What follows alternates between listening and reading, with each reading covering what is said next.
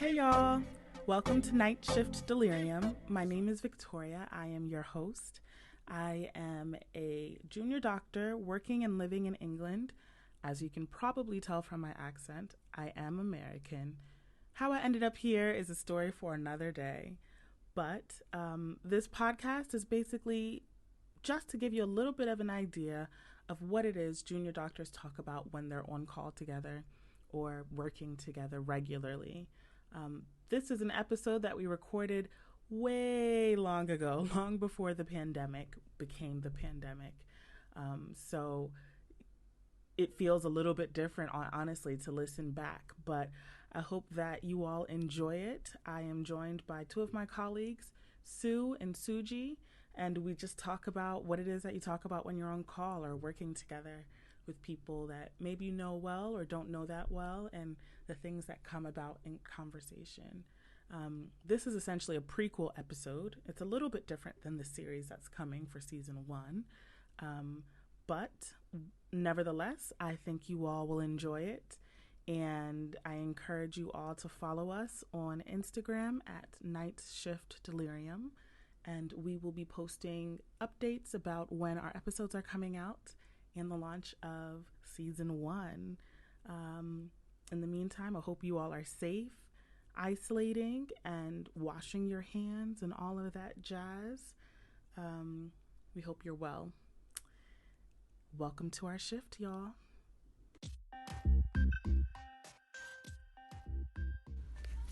Okay, welcome to our very first podcast ever that's called What Is It That We Talk About in the Middle of the Night when we have our long night shifts, when there's a lull, if we're lucky to get a break?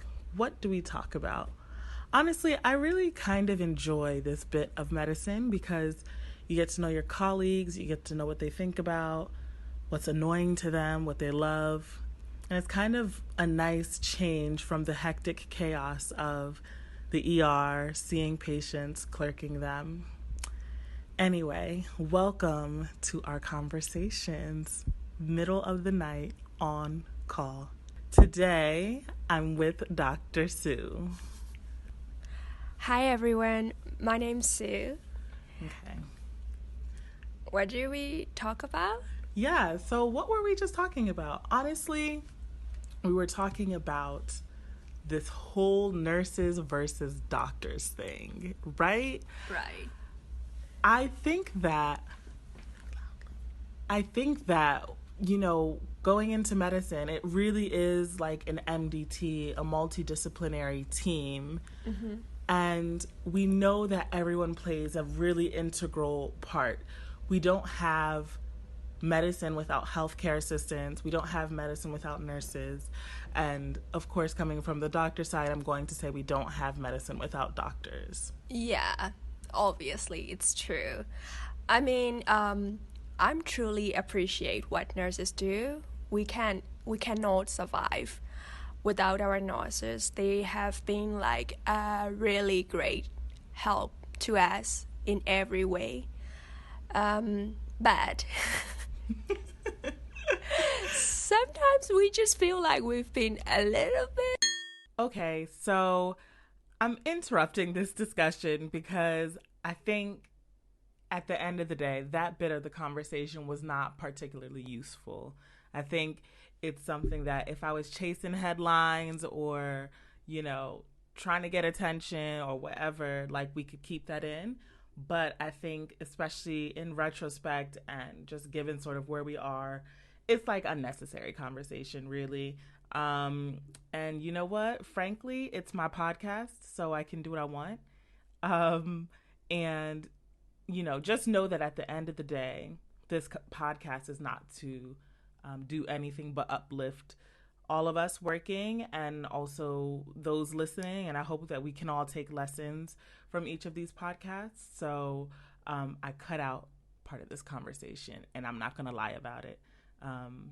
But enjoy the rest of the conversation that we had that night. Definitely uncomfortable, but we love our nurses. We appreciate them. We know that we wouldn't be able to do anything without them. But let's share some love, man. Let's make this one happy big family, you know? We don't need sibling rivalry. It's just unnecessary. And I think it can create tension that doesn't need to be there. When you feel that there's like a stratification in any direction, I think it's unnecessary. But what do I know? We're just junior doctors. Juniors. Like the end of the food chain, like the very low. Yeah. Anyway. Anyway. So what else have we been talking about tonight? We talked a bit about, you know, we get so many patients that come in and they have lost someone, you know, or recently, I had a patient today who's an elderly man, and he lost his wife yesterday.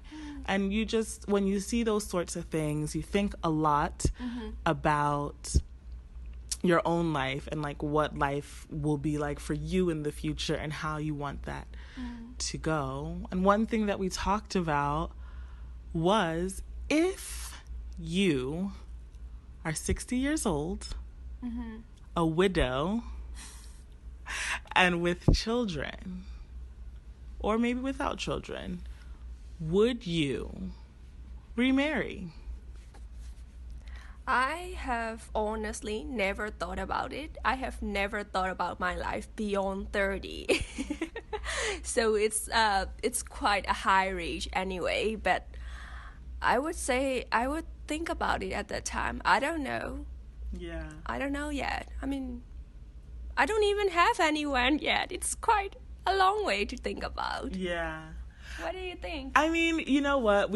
As I say this, we were thinking of some people that we saw on dating apps, you know, in the ward, because we do have lulls. And so you see people with their phones these days, and they're swiping and they're tapping and they're looking, and you don't know exactly what's going on. But let's be honest, we have an idea of what's going on. And that's sort of what prompted this, and in addition to the patient that we saw. I think it's beautiful that now people are sort of like, yeah, I don't fit this traditional mold, or they feel like, you know, it's a different time, and they're open in ways that they weren't, I think, in generations past.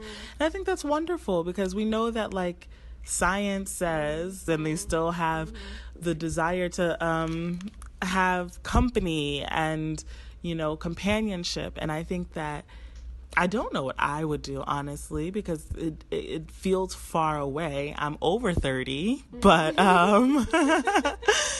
it still feels so far, and I don't know. I hope that if that is my future, hopefully it's not, but if it is, I hope that I can be brave enough to open myself up again to someone, because that's all of this is, right? Like, I feel like a lot of the hesitancy comes from fear of heartbreak, of rejection, of judgment, and love requires bravery and courage. And I hope that one day I'm there. I don't know. I don't know if I even have the bravery now to do it, but I want to hope for the best. And I think in an ideal world, you know, love comes to you many times, and, you know, that could be the idealist in me, and that could, and maybe in 5 years I'll be completely cynical and think otherwise, but for now, I think it could be great. Well, I think it is, but like, coming from my background, people tend to be a bit more conservative. By what I mean conservative is like really conservative. They tend to think that when you're like at a certain age, you have to be, you know, more religious and think about your afterlife, because we believe in that. And honestly, people tend to judge a lot when you try to find such kind of things at like such kind of age. And I don't know, to be honest, because I'm too young to think about it anyway. But I've seen people like around me from my own background, and then they've been like you said, like widows for like many years, and they try to find a new love, but people keep judging, if you know what I mean. Like they keep talking about that, like on her back. It's just uncomfortable.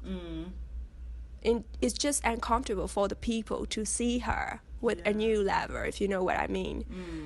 It's awkward. You saying lover, by the way. Yeah, I mean. No, I totally agree, but that shows my own bias. When I think of like a 70-year-old woman, I'm not thinking of a lover. I like the word companion, but like I agree. I mean, in my culture, it's similar where you don't, after a certain age, you don't do certain things. And there's just so much that society puts on women primarily, not as much on men, I think. Yeah. That like a woman somehow shuts down once maybe her reproductive organs shut down. Like somehow she's now a throwaway and she should be a prude and sort of reserved and exactly as you said, thinking about religious life. But I think that God is love, right? Which is like kind of basic to say, but it is the truth. And so I don't see why God would put us on this earth I believe quite firmly that God puts us on this earth to help one another, excuse me, to help one another make it through, right? Because the burden is often too great to carry for one person. And so, yes, your journey with one person has ended, but you still are here for a reason. And if you weren't here for a reason, God would have already taken you away. And so I can't understand why God would want us to now continue alone. Like, such a lonely existence. But at the same time, I totally understand society's sort of pressure on us to, once you're at a certain age, you dress a certain kind of way and you hold a certain kind of profession, and your stature in society is so much more important than your own individual sort of passion and desire. But I think things are changing slowly, and I hope that by the time I'm older, that more people are open to love in later life, and that we can uplift one another instead of judging one another, because honestly, we're all just trying to make it. None of us have the answers. But again, I'm 31 and I can't say that I know much, but I'm learning. I've had my own journey with loss, and I think everyone, if you've had any sort of heartbreak in general, you have your own story, and however your heartbreak is defined, I like to think that there's light at the end of the tunnel, so I don't know, we'll see. Yeah, I mean, I'm not saying about the religion thing. It's more of like a cultural thing that people put pressure into people. Like I'm not an exception. I tend to judge a lot as well.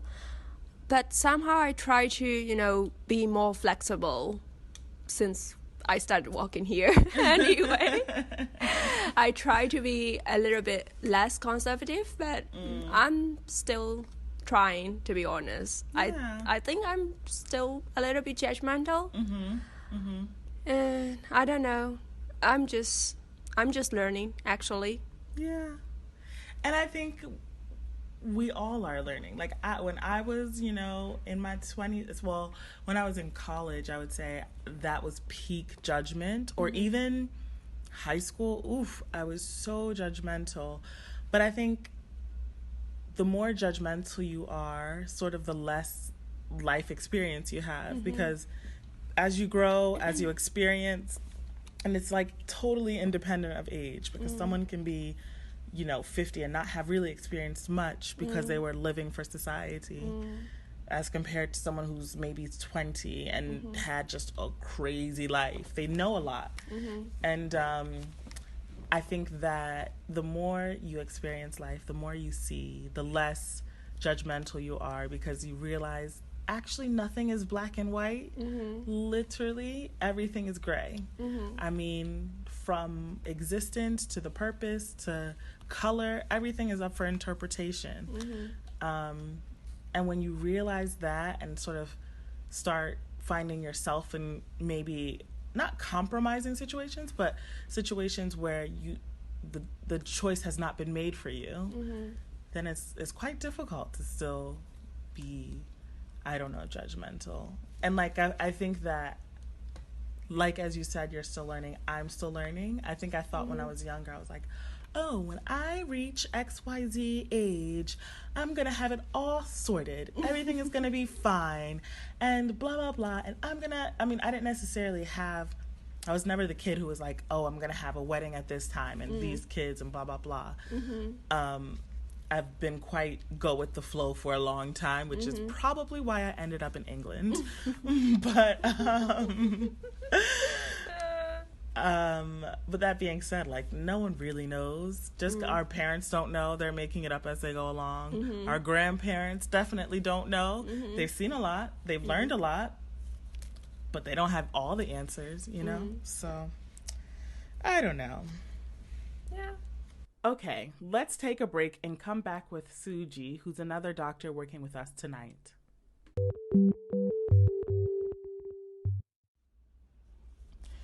Okay, so we took a little break and we're back with another junior doctor, Suji. Did I say it right? Yes. Okay. So Suji is another doctor here with us in the UK, obviously. Want to say hi to the people? What's good, everyone? Okay. What did you say? Good. Okay, so far, the topics that we've discussed.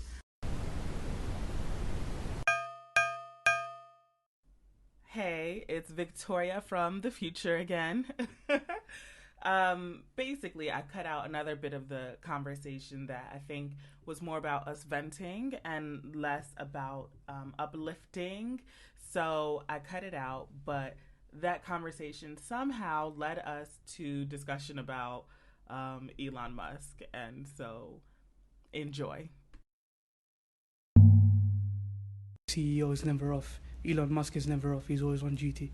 But I'm you not know saying what? yeah, like that. I've got to say, I feel like Elon Musk is on vacation quite a lot. I feel like, you know what? I feel like that's almost like a myth, because we're like, oh, like, be like the CEO. And like, the CEO is like chilling. Like, the worker bees are doing the work. They're making minimum wage. They're struggling to put food on their, like, you know, their kids' tables. They're not taking their sick days. They're not taking their vacation days. And Elon Musk and them are like out here buying islands, you know, going to Fire Fest and things, you know, like, I mean, but as a doctor, I certainly don't feel like an Elon Musk. I certainly don't, I feel like a worker bee, which is, I'm happy to do that. It's a lifelong dream, but, you know, I don't know. Why I use Elon Musk as an example, or maybe it's not 100% true, but reports say he works 80 plus hours a week, which means that he puts in as much grind as the next person, yet he's the one who's to gain the most out of his company. And that's the same principle we have to apply in our lives. Fair. I mean, I will challenge. I feel like some of his workers are working about 60 hours a week, you know, and they're not getting the $1 million payoff, but, you know, I don't know. Anyway, our next discussion that we spoke about, as I think you may recall, we spoke about it a little bit earlier. We spoke about, you know, dating at an older age, and if you have children, you know, how do you feel about your partner having children, or, you know, I don't know, sort of all of it. I guess there's two questions there. One, are you at an older age, we'll say, would you be okay with, you know, dating a woman who has children or whatever? And then secondly, how would you feel about dating at an older age, like as a widower. Is that the male widow? Whatever, you know what I mean. Don't know really. So now that I've asked the question, let us know what you think. Let me put the question to Sue. I've already answered. Back to you, Victor. I would ask you. I've already answered as well. I'm not sure really. All right. Well, as usual, a man is being non-committal. Nothing new there. You're just joining us. We've been on call for a couple of days now. You're popping in with the Mandems, and it's your first night. What's the on-call like when it's your first night? How would you describe it? It's tiring, and it's the first step on the hill, I guess you could say. So if you got 4 nights, you think you're just starting to climb the hill, and hopefully by the end of the 4th night you'll be on your way down. What makes it so difficult? I think it's just fixing sleeping patterns, really, working against your body and trying to stay awake when your body's meant to be relaxing and resting, really. But it's something, again, that comes with the territory, really. It's not something that will stop anytime soon, but, I don't mind, really. Sometimes nights you have your own free reign, if that makes sense. And you get to think and do and see stuff that you don't really see during the daylight hours. So some good things. Mostly bad things, though. Sue, so what do you think about on call, like your first night? I know this is not our first night for this block or whatever. What's your thought of the first night on call? I think the first night wasn't too bad anyway. Whenever I started my night shifts, like it's always been like 3 or 4 nights in a row. I think it's like the second night shift would be the worst one, because you felt already exhausted from the first night, and then the fact that it's not the last night kills you. Like, you still got 1 night to go, and this is not the end. It just kind of kills the moods. And when you get off the night off shift, like the first night when you go to sleep, you always end up waking up around like 2, which is not bad. And then the second night, it happens to be like you wake up around 5. And then like the third night, you end up like waking around like 7, which is like, at the 4th night, it's obviously like just before the night shift started. And it's always been a nightmare for us to do the night shifts. But I think it's quite nice, at least here, because we tend to do it like 24-hour shifts back home. And that was a lot worse than here, at least. But we tend to have like beds to sleep in, though. That's another thing. Oh my gosh. Okay, so first, I will say I quite like the nights, because I like the first night because you sort of feel the scene. Like, you get to know who you're working with for that block of time. Like, if the energy is good, I know it's quite hippy-dippy of me, but like, I like to feel a good energy. If the energy's tense, like, it's too much stress, like, we're already in a field that is high stress. Someone is going to bring something to you.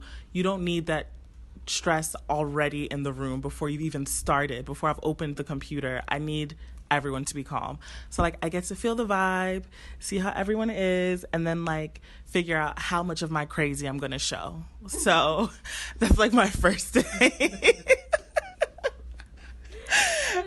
And with the sleep, for me, this past few days, it sucked because I just was not able to get on the night sleep, whatever. But I totally agree. By the end of it, you're ready for like night shift because you're like accustomed to it, which is frustrating because here we do 4 days, then you have a weekend off, a normal working week, and that following week you have the weekend.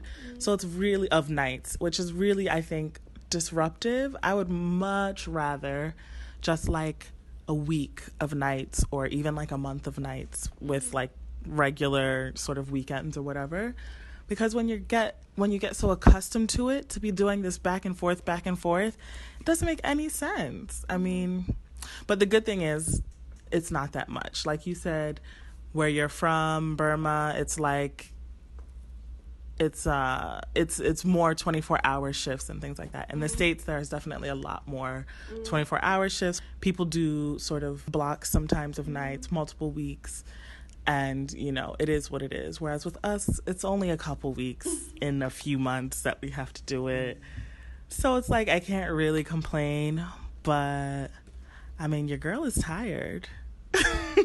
And like you said, there's no bed. Like, I find it to be wild that we're working a night shift and there's not a proper bed for us to sleep in, and there's all this guilt about where you can and cannot sleep. My G, where's a bed? I need a pillow, I need a blanket. Like, we deserve it, do we not?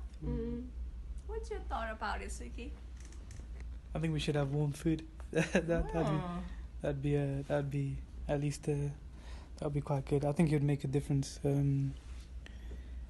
At least it's a bit strange that most hospitals in the country where you work nights, you have no access to food or sleep, which is a bit weird. But maybe it's something that can change. Yeah. Are you gonna lead the charge? Are you gonna make a petition? No, but hopefully we'll get something out of it. Maybe they'll extend Costa or something, make it 24 hours. At least That'd make a difference at least. Like, we're in a food desert. Yeah, it's which a bit isolated. It's really. crazy. It's mad, as y'all say. I'm even starting to get hangry Right now, because we're talking about it. All right, y'all. So let's do highs and lows of today. It doesn't have to be patient-oriented. It could be, some really attractive person came and you're like, oh my gosh, and you saw that they were noticing you. It could be there was a patient that was sick and you somehow figured out how to fix them. Whatever. What's your high and low for today's shift? Starting with yourself.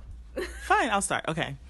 My high today was coming up with the idea for this podcast.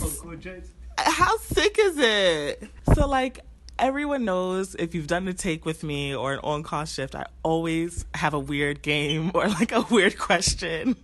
I really enjoy pushing people out of their comfort level and asking questions just to see how they react, because I feel like as medics, we can be quite timid and like reserved and shy.